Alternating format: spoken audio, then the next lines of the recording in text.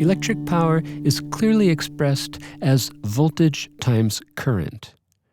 If you have a certain amount of electric power, say coming from turbines beneath a waterfall, then you have a choice.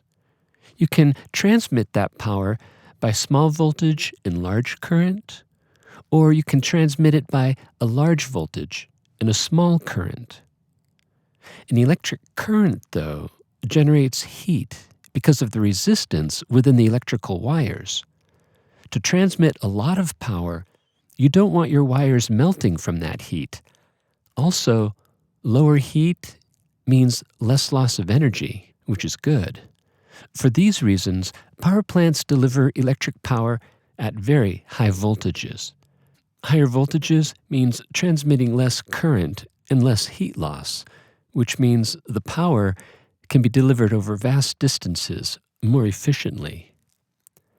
But handling power at such high voltage is dangerous. That's why the voltage is stepped down just prior to delivery to the customer. Now you know what's happening at one of those electric power substations, which are those fenced-in areas of electric gizmos you'll see around town.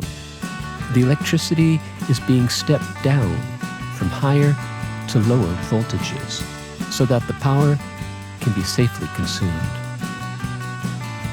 Good energy. Comes a time with everything when we get left behind. Moving through with insanity, try to hold on to our minds. She's gonna plow right through me.